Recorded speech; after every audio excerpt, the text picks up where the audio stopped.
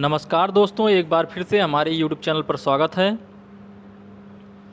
तो दोस्तों ITI second year का जो सिलेबस है तो उसमें जितने भी चैप्टर बनते हैं तो हम topic wise one liner series लेकर के उपस्थित हैं आपके सामने।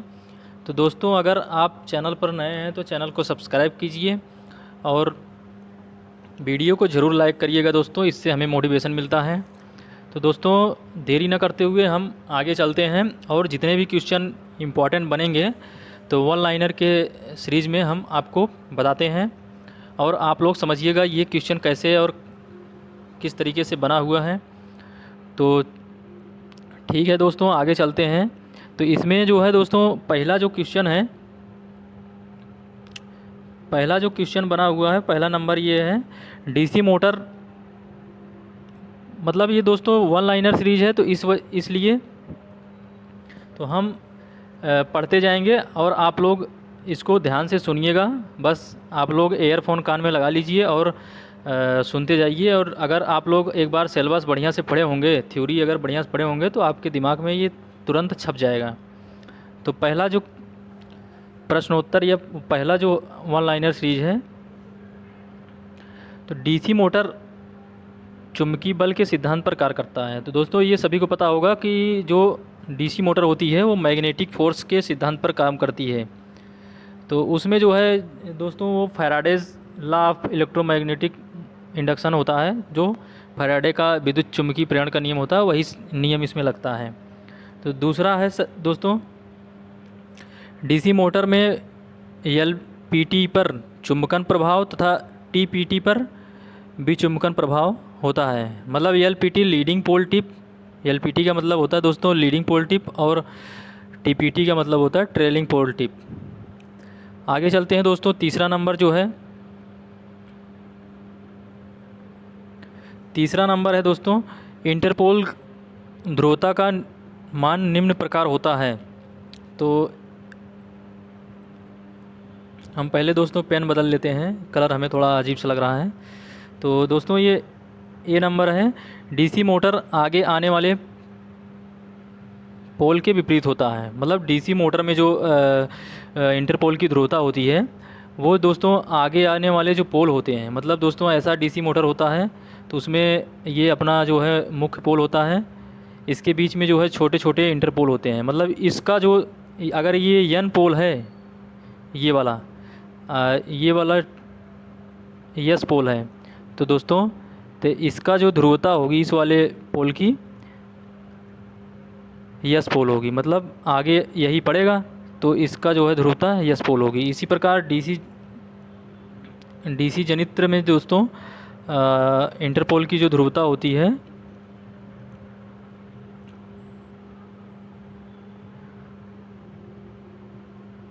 वो आगे आने वाले पोल के समान होती है। डीसी मोटर में आगे आने वाले पोल के विपरीत होती है, डीसी जनित्र में दोस्तों आगे आने वाले पोल के समान होती है।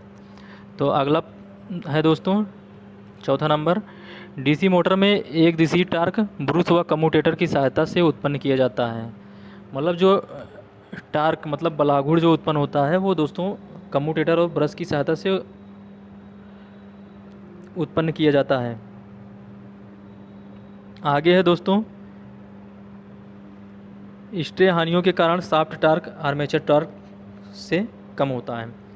दोस्तों मोटर में दो टार्क होते हैं, एक शाफ्ट टार्क होता है, एक आर्मेचर टार्क होता है, जिसमें स्ट्रे हानियों के कारण शाफ्ट टार्क जो है आर्मेचर टार्क से कम होता है। इसी प्रकार दोस्तों अगला है डीसी मशीन में दस्ता वक्र पूर्ण भार तक बढ़ता है तत्पश्चात घटता है। मतलब जो डीसी मशीन होती है दोस्तों उसमें दस्ता जो वक्र बनता है वो पूर्ण भार तक तो बढ़ जाता है, पूर्ण भार तक बढ़ता है, लेकिन उसके बाद जो है जैसे ही फुल लोड हो जाती है उसके बाद घटने शुरू हो जाता है। तो अगला है दोस्तों आर्मेचर नियंत्रण विधि को कांस्टेंट टॉर्क कंट्रोल मेथड तथा फील्ड नियंत्रण विधि को कांस्टेंट पावर कंट्रोल मेथड कहते हैं। तो दोस्तों एक बार फिर से इसको पढ़ देते हैं। आर्मेचर नियंत्रण विधि को कांस्टेंट टॉर्क कंट्रोल मेथड कहते हैं और फील्ड नियंत्रण विधि को कांस्टेंट पावर कंट्रोल मेथड कहते हैं। इसी प्रकार दोस्तों आगे चलते हैं। डाइवर्टर का उपयोग सीरीज मोटर के साथ, जबकि रियोस्टेट का उपयोग शंट एंड कंपाउंड मोटर के साथ करते हैं। तो आगे चलते हैं दोस्तों। ब्रेक टेस्ट डीसी श्रेणी मोटर का शून्य भार पर उच्च गति से सुरक्षा के लिए करते हैं। अगला है दोस्तों, शून्य भार पर इनपुट वायु तथा घर्षण हानियाँ में व्यय होता है। शून्य भार पर इनपुट वायु तथा घर्षण हानियों में व्यय होता है। अगला है दोस्तों, अधिकतम यांत्रिक दक्षता EB बराबर V/2। मतलब दोस्तों मोटर के लिए EB बराबर जो होता है, मोटर के लिए EB बराबर V/2 होता है। और यही दोस्तों अगर जनरेटर होता तो EB बराबर 2V हो जाता। तो इस प्रकार दोस्तों दोनों को याद रखना, मोटर के लिए EB/2 होता है और जनरेटर के लिए 2V होता है।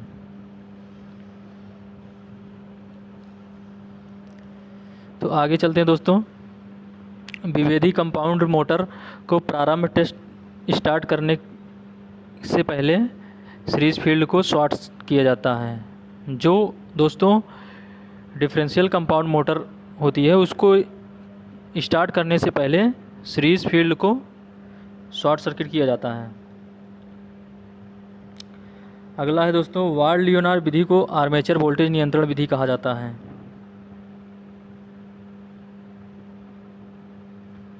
अगला है दोस्तों, वार्ड लियोनार्ड विधि में 3 मशीन की आवश्यकता होती है। ये चीज़ ध्यान रखना, उसमें 3 मशीन की आवश्यकता होती है। एक मोटर होता है, एक जनरेटर होता है, एक एक्साइटर होता है। अगला है दोस्तों, वार्ड लियोनार्ड विधि में मोटर की गति को समान गति से कम या अधिक दोनों दिशाओं में, मतलब उच्च और निम्न दोनों दिशाओं में प्राप्त किया जा सकता है, मतलब कंट्रोल किया जा सकता है। अगला है दोस्तों, डीसी मोटर की घूर्णन दिशा आर्मेचर या फील्ड टर्मिनल बदलकर बदली जा सकती है। डीसी मोटर की घूर्णन दिशा आर्मेचर या फील्ड टर्मिनल को बदलकर बदली जाती है।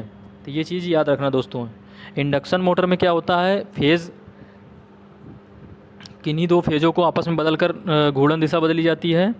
और जो डीसी मोटर होती है उसमें दोस्तों आर्मेचर या तो फील्ड, या तो आर्मेचर या तो फील्ड, दोनों में से एक के टर्मिनल को बदलकर दिशा बदली जा सकती है।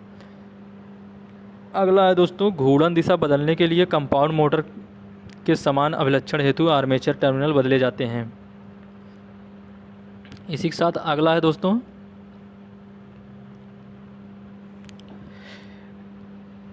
डीसी मशीन में रोटर पर आर्मेचर तथा स्टेटर पर फील्ड कुंडलन को लपेटा जाता है।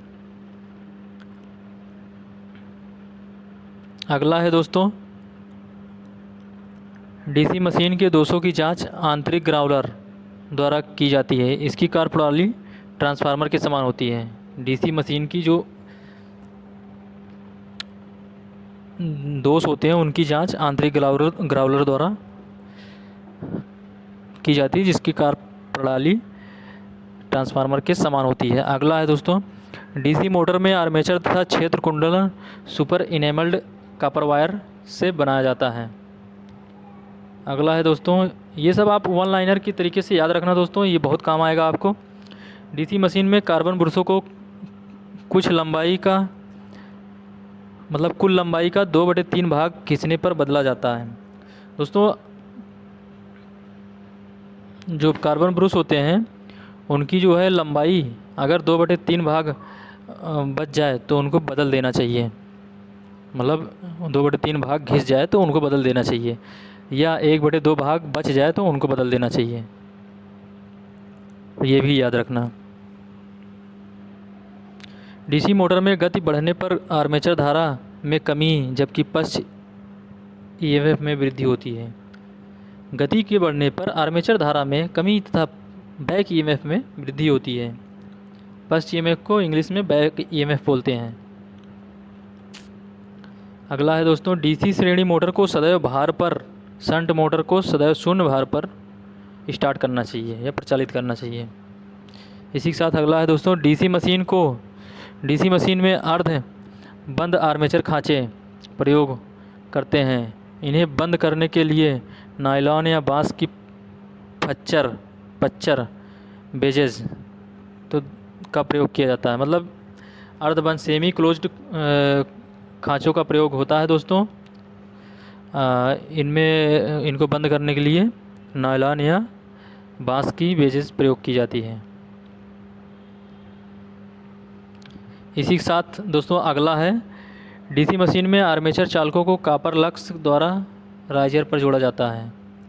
दोस्तों आर्मेचर ऐसे होता है, इसमें ऐसे ऐसे रहते हैं। तो दोस्तों जो कॉपर्स के लग आते हैं हमारे, जो वाइंडिंग होती है, जैसे ये अपनी वाइंडिंग हो गई, तो ये वाइंडिंग दोस्तों इसमें जाके जुड़ती है, ये कॉपर्स के लग द्वारा जुड़ती है। तो इसको ध्यान रखना दोस्तों। इसी के साथ अगला है दोस्तों, डीसी मोटर को एसी आपूर्ति से जोड़ने पर छेद कुंडलन में उच्च भौर धारा के कारण जल जाएगी। मतलब दोस्तों अगर डीसी मशीन को एसी सप्लाई से जोड़ते हैं तो छेद कुंडलन मतलब फील्ड वाइंडिंग उच्च एडी करंट के कारण जल जाएगी। तो दोस्तों इसी के साथ ये अपना जो है टॉपिक समाप्त हुआ। लगभग 25 से 26 क्वेश्चन हैं। तो दोस्तों आप लोग को अगर ये क्वेश्चंस अच्छे लगे हों तो आप लोग वीडियो को ज़रूर लाइक कीजिएगा और अपने दोस्तों के साथ ज़रूर शेयर कीजिएगा। तो दोस्तों ये डीसी मोटर का क्लास है। इसके आगे दोस्तों हम डीसी जनरेटर लाएंगे। आप लोग उस चैप्टर को तैयार करके दोबारा आइएगा और वीडियो को ज़रूर पूरा देखिएगा दोस्तों। आपको कुछ ना कुछ ज़रूर इसमें समझने को मिलेगा। तो थैंक यू दोस्तों, थैंक्स फॉर वॉचिंग।